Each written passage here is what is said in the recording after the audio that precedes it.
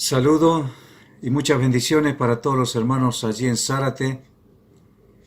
Es una bendición que me hayan convocado para poder compartir con ustedes las bendiciones de la palabra de Dios en este tiempo tan difícil que estamos viviendo debido a esta pandemia que ha afectado al mundo entero. Agradezco enormemente la gentileza de Guillermo por haberme invitado a poder compartir con ustedes esta meditación de la palabra de Dios. Saludo a toda la iglesia, a todos los hermanos, y quiero llevarles en esta meditación al libro de Santiago capítulo 1. El tema que he traído para ustedes en esta ocasión lo he titulado ¿Cómo enfrentar los problemas de la vida? Y hablamos de problemas, hermanos, porque todos tenemos problemas.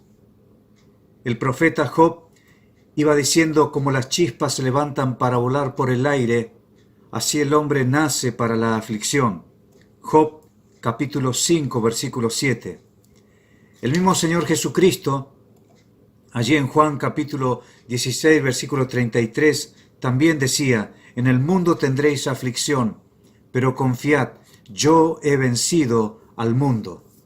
Ahora hablamos de problemas, y cuando hablamos de problemas tenemos que hablar de pruebas. Las pruebas que Dios muchas veces permite son el medio que Dios tiene para ver hasta dónde el creyente está dispuesto a continuar creyendo en su plan de buenas obras. Pero muchas veces los creyentes abandonan el camino de la fe en las pruebas porque no ven los resultados que Dios quiere producir a través de los sufrimientos en su vida. Y quizá alguno de ustedes en esta pandemia, en este tiempo, está teniendo su fe en el fuego, como dice el apóstol Pedro allí en el capítulo 4, versículo 12, no os sorprendáis del fuego de prueba que os ha sobrevenido como alguna cosa extraña. Ahora Santiago, el hermano del Señor, escribe esta carta con el propósito de animar, de afirmar, pero también de amonestar a los creyentes en su nueva fe. Y él va a usar esta palabra acá, observe allí en el capítulo 1, versículo 2, hermanos míos, tened por sumo gozo cuando os halléis en diversas pruebas. Y estos cristianos a los cuales Santiago está escribiendo, estaban pasando tremendas circunstancias, situaciones difíciles que estaban llevando al extremo la fe que ellos habían abrazado en el Señor Jesucristo. La situación que rodeaba a estos cristianos era extremadamente difícil, ya que muchos de ellos estaban enfrentando la pérdida de todo, estaban afligidos por la pobreza, abandonados por sus compatriotas porque ellos habían abrazado esa nueva fe en Jesucristo. Pero también muchos de ellos eran asesinados por la indulgencia de los ricos que llevaban a ellos ante las cortes civiles y allí eran acusados falsamente. También eran abusados por los ricos en el pago de su jornal, es decir, le hacían trabajar pero no le pagaban lo que era debido. Y todo eso sale de este libro de Santiago. Ahora, el apóstol Santiago comienza su carta con un mandamiento, y él va a decir así: hermanos míos, tened por sumo gozo. Y la primera cosa, hermanos, que yo quiero compartir con ustedes, cómo enfrentar los problemas de la vida, es la reacción de la fe. Es decir, cómo se manifiesta la fe cuando tenemos pruebas, cuando tenemos problemas, cuando pasamos por situaciones difíciles. Y Santiago va a hablar de esa reacción de la fe. Y él va a decir que la fe que está puesta en la persona de Dios, en el propósito de Dios, es una fe que se va a manifestar con gozo. Es decir, él va a hablar aquí de la pureza del gozo. Ahora, muchas veces cuando el creyente no tiene en claro el discernimiento del propósito de Dios en las pruebas, el gozo del creyente se mezcla con toda clase de sentimiento que produce muchas veces raíz de amargura, rebelión, reproches contra Dios, y eso nos lleva a rehusarnos a someternos a ese proceso de la paciencia que Dios necesita para madurar nuestra fe en las pruebas. Ahora, las pruebas pueden ser diversas, pero Dios ajustará su propósito al color de la prueba para mostrarnos la vida desde su perspectiva. El color de la prueba, querido hermano, siempre tendrá el color del propósito de Dios. Y Santiago comienza su libro con el mandamiento de hallar la pureza del gozo a través de una reacción positiva de la fe. Ahora, Santiago no dice que las pruebas es una fábrica de producción de gozo, sino que nos habla de cómo se purifica el gozo en las pruebas. La expresión sumo gozo, como decíamos, habla de algo sin mezcla, habla de la pureza del gozo, que no está, por así decirlo, mezclado con algún ingrediente de resentimientos, de rebelión, de malentender el propósito de Dios cuando sufrimos alguna situación. Ahora, las pruebas no producen gozo, sino que purifica el gozo, que ha sido mezclado quizá con la tristeza, quizá con el dolor, con el resentimiento por malentender a Dios, y la convierte en la perspectiva de la vida cuando el creyente considera de manera positiva que Dios tiene un propósito en las pruebas. Es lo mismo que lo que dice el escritor allí, hablando del Señor Jesucristo, que dice que sufrió, menospreció lo oprobio, sufrió la cruz menospreciando lo oprobio, teniendo el gozo puesto delante de él. Ahora, esta palabra tenet habla de evaluar, habla de considerar, y la idea es que nosotros tenemos que evaluar que cada sufrimiento, que cada situación que Dios permite, tenemos que de alguna manera no permitir que esa situación nos cause tristeza, nos cause dolor, sino que podamos aprender a gozarnos como el apóstol Pablo y Sila allí en Hechos capítulo 16, cuando dice que cantaban himnos al Señor en medio del calabozo y de haber sido azotado, allí ensangrentado, sufriendo todo ese martirio. El apóstol Pablo pudo tener allí una canción para Dios. Ahora, Santiago nos habla de la reacción de una fe que responde con gozo cuando se halla en medio de una prueba, cualquiera sea el color. Él no dice si es que llegan a tener todo tipo de pruebas, sino cuándo. Es decir, no siempre los sufrimientos, las pruebas son necesarias en la vida, pero cuando Dios necesita probar algo, cuando Dios necesita examinar la excelencia de nuestra fe, cuando Dios necesita probar nuestra fe, entonces Dios de una manera imprevista va a mandar situaciones a nuestra vida para purificar nuestra fe, para purificar nuestro gozo. Las pruebas de la vida es una manera en la que Dios tiene para perfeccionar la fe del creyente, para hacerla más fuerte, para que nosotros podamos aprender a confiar en Él. Por eso Santiago dice, tened por sumo gozo. El apóstol Pedro dice, en lo cual vosotros os alegráis, aunque ahora por un poco de tiempo, si es necesario, tengáis que ser afligidos en diversas pruebas, para que sometida a prueba vuestra fe, mucho más preciosa que el oro, dice, sea probada con fuego. Ahora, siempre habrá resentimientos y rebelión en el corazón de un creyente cuando su vida transita fuera de la voluntad de Dios. La primera cosa entonces que vemos en este capítulo de Santiago sobre las pruebas de la vida es la reacción de la fe. Y la reacción de la fe se tiene que manifestar en la pureza del gozo. En segundo lugar, Santiago va a hablar de la resistencia de la fe. Observe, dice, sabiendo que la prueba de vuestra fe produce paciencia, mas tenga la paciencia su obra completa. Ahora, ¿qué es una prueba? Una prueba es el elemento que Dios usa para examinar el estado y la excelencia de nuestra fe.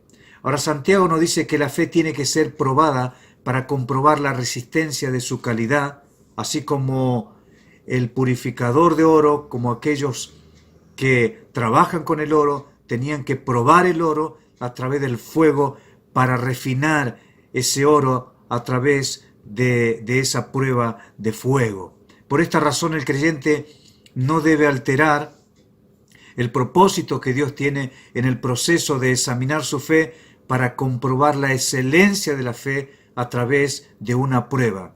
La resistencia de la fe es una prueba que se manifiesta en la constancia de la paciencia. Pero el dolor muchas veces rompe la resistencia de la fe, y eso nos lleva a nosotros muchas veces a rehusarnos a someternos a ese proceso que Dios necesita para purificar nuestra fe. Muchas veces hay situaciones difíciles en nuestra vida que rompe esa resistencia, y eso nos hace rehusar aceptar ese proceso que Dios necesita para madurar nuestra fe, para perfeccionar nuestra fe. Por eso Santiago habla acá de la resistencia de la fe, y esa resistencia de la fe se manifiesta a través de la paciencia. El propósito de una prueba va a durar el proceso que Dios necesita para perfeccionar la fe del creyente.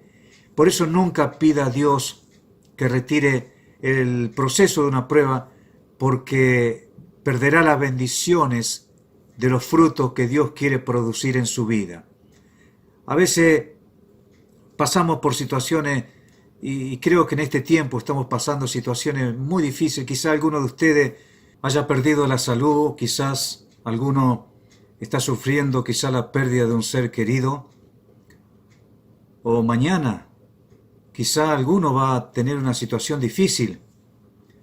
Pero Santiago dice que la resistencia de la fe tiene que ver con esa paciencia que Dios necesita para poder desarrollar ese proceso de madurez para fortalecer nuestra fe en medio de los embates de la vida. En tercer lugar, observe los resultados de la fe. Santiago dice: mas tenga la paciencia su obra completa, para que seáis perfectos y cabales sin que os falte cosa alguna. Los resultados de la fe tienen que ver con la perfección de la madurez. Ahora Santiago comienza con ese imperativo: mas tenga la paciencia su obra completa. La perfección y la madurez del carácter del creyente es el resultado que Dios espera ver en la vida de un creyente que permanece bajo la prueba. Ahora, Dios no puede completar ese proceso de madurez en la vida de un creyente para que seamos perfectos y cabales sin que os falte cosa alguna si el creyente se revela a someterse bajo la prueba de su examen de la fe. Santiago había comenzado su carta diciendo que todo aquel que mantiene una reacción de completo gozo en las pruebas y una resistencia constante de su fe, bajo la paciencia en las pruebas, nada iba a faltar al proceso de una completa madurez de su carácter. Esto significa, hermanos, que hay una obra que Dios quiere completar a través del ciclo de un sufrimiento, de una prueba, de una circunstancia. Esta obra tiene que ver con la perfección en la madurez del carácter y la purificación de una fe aprobada a través de las pruebas. Santiago dice que el propósito de la prueba es la perfección del carácter del creyente que confía en Dios. La palabra perfección aquí no está hablando de una vida sin pecado, de una vida sin problemas, sino de una vida perfeccionada en el desarrollo de la madurez del carácter. Pablo habla de eso cuando escribe: no que lo haya alcanzado ya ni que ya sea perfecto, pero una cosa hago, prosigo. Allí en Filipenses capítulo 3, versículos 10 al 12. A los Gálatas él escribió: hijitos míos, por quienes vuelvo a sufrir dolores de parto hasta que Cristo sea formado en vosotros. Gálatas capítulo 4, versículo 19. La obra completa, hermanos, es llegar a completar el propósito que Dios tiene en la obra de la madurez espiritual del creyente en todas sus partes. Ahí él va a usar la palabra cabales, para que el propósito de Dios sea cumplido sin que os falte cosa alguna. Por eso, mis amados hermanos, si estás pasando una situación, si estás siendo probado en tu fe, Dios quiere ver los resultados de la madurez de esa fe a través de ese proceso que Él necesita para llevarnos a nosotros a entender ese propósito que Él tiene en las pruebas. En cuarto lugar, Santiago va a hablar del recurso de la fe. Dice el versículo 5, si alguno de vosotros tiene falta de sabiduría, pídala a Dios, el cual da a todos abundantemente y sin reproche, y le será dada. El recurso de la fe. Y Santiago va a hablar aquí del pedido de la sabiduría. Ahora, esta sabiduría que Santiago está hablando aquí no es una sabiduría para escapar de los problemas, sino para entender el propósito, el entorno de la situación en la que hemos sido metidos por Dios a través de una prueba. Por eso Santiago ofrece a los creyentes el recurso de la fe, que viene a ser también el remedio de la fe para las pruebas, para enfrentar los embates de la vida, para que nos ayude a curar quizás las heridas del alma a través de la sabiduría, del conocimiento de Dios. Si alguno de vosotros, dice Santiago, tiene falta de sabiduría, pida a Dios con fe, no dudando nada, porque el que duda es semejante a las olas del mar que es arrastrada por el viento y echada de una parte a otra. Ahora, ¿qué es sabiduría? Sabiduría es la capacidad de aplicar lo que uno conoce. Y conocimiento tiene que ver con ese conocimiento adquirido a través del estudio. Pero esta sabiduría que Santiago está hablando acá, está hablando de una excelencia mental. Es algo parecido a lo que Pablo había orado allí en Colosenses capítulo 1, versículo 9, cuando él estaba orando y pidiendo para que los colosenses sean llenos del conocimiento de Dios en toda sabiduría e inteligencia espiritual, para comprobar la voluntad de Dios para con nosotros. Por eso Santiago viene en este versículo y dice, si alguno de vosotros tiene falta de sabiduría, pida a Dios. Y está hablando de una sabiduría para ser recibida, no para ser hecho, no para escapar de los problemas, sino para entender el propósito de Dios en las pruebas. Por eso tenemos que acudir, hermano, a esta sabiduría de Dios a través de su palabra, a través de la oración, pidiéndole a Dios que nos dé esa sabiduría que necesitamos muchas veces para tomar decisiones, muchas veces para entender a Dios, muchas veces esa sabiduría nos ayuda para quedarnos quietos, para entender ese proceso que Dios necesita para madurar, para perfeccionar, para enseñarnos a través de las pruebas lo que Él quiere mostrarnos en su buena voluntad, para llevarnos a entender cómo es la vida desde su perspectiva. Por último, Santiago va a hablar del requisito de la fe, y él va a hablar aquí, observe, si alguno de vosotros tiene falta de sabiduría, pídala a Dios, pero pida con fe.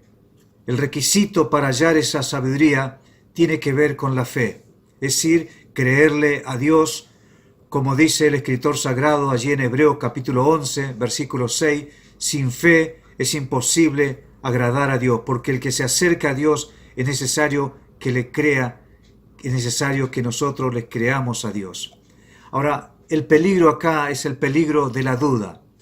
Y Santiago va a comparar al que duda con el hombre de doble ánimo. La palabra doble ánimo allí, doble alma, está hablando del hombre que tiene emociones variables. Es un hombre que se acerca a Dios, que está cerca de Dios solamente cuando Dios le bendice. Pero cuando pasa por situaciones difíciles, el hombre de doble ánimo se resiste contra el propósito de Dios, se resiste a someterse a ese proceso que Dios necesita para fortalecer su fe en la prueba. Pero también Santiago compara al hombre que duda, no solo con el hombre de doble ánimo que tiene emociones variables, que le cree a Dios cuando las bendiciones abundan en la vida, pero cuando el autor de las pruebas permite cierto sufrimiento, el hombre de doble ánimo se amarga y abandona la constancia de su confianza pensando mal de Dios. Y él va a hablar también del hombre que duda va a compararlo con el viento y con las olas del mar. El viento, hermanos, sopla todo aquello que está suelto. Y las olas del mar nos habla que no tiene raíces. Y eso nos habla también del creyente cuando tiene una fe vacilante, cuando su fe no está fundada, arraigada en los principios de la palabra de Dios. Es una persona que es llevada por el viento, por las circunstancias de la vida, y es llevada de una parte a otra como la olas del mar, porque no tiene raíz, porque su vida no está fundamentada en la palabra de Dios, en el propósito de Dios y en el poder de Dios. Por eso Santiago nos dice acá que el requisito para hallar la sabiduría de Dios es pedirla con fe, es creerle a Dios. Y este es un tiempo, mi querido hermano, este es un tiempo sumamente desafiante. Este es un tiempo que Dios ha llevado a su iglesia para que nosotros podamos manifestar esa fe al mundo, esa fe que ha sido puesta en Jesucristo, en la salvación, esa fe que ha sido puesta en la cruz del Calvario. Esa fe es la que tiene que manifestarse en este mundo que está siendo azotado por esta pandemia que ha paralizado a toda la humanidad. Este es un tiempo para que la iglesia se levante con esa fe y muestre esa resistencia que tiene en Jesucristo. Por eso yo les animo en este tiempo para que nosotros podamos aferrar nuestra fe y podamos descansar en sus propósitos, sabiendo que a los que aman a Dios, todas las cosas obran para bien. Que Dios bendiga su palabra y que bendiga a toda la iglesia allí en Zárate.